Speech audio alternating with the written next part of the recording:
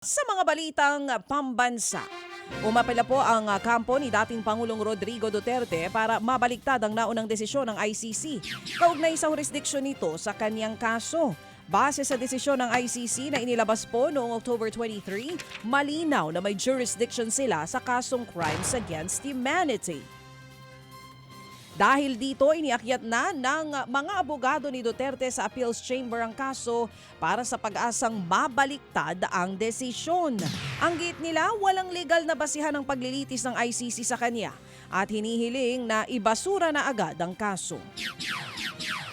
Sa iba pang balita, inirekomenda naman ng Regional Trial Court sa Maynila ang pagsasampa ng falsification charges sa testigong si Orly Guteza matapos lumabas sa investigasyon na pineke ang kanyang affidavit. Base sa resulta ng investigasyon ng Manila RTC Branch 18, lumalabas sa pineke lang ang pirma ng abogado sa sworn affidavit ni Guteza.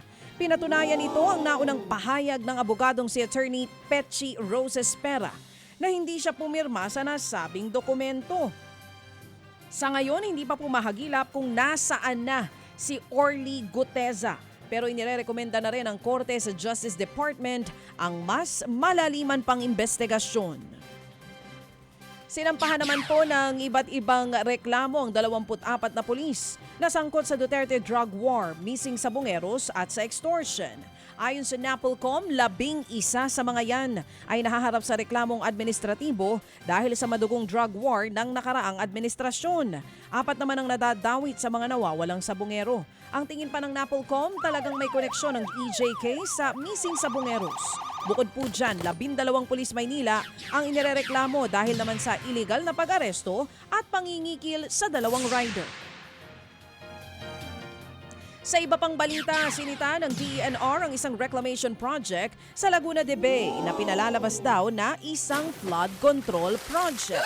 Sa huling budget hearing ng DPWH, sinabi ng DENR na questionable ang naturang proyekto na matatagpuan malapit po sa C6. Kailangan daw itong masuri dahil mas malaki ang epekto ng nasabing proyekto na baka magdulot pa lalo ng pagbaha.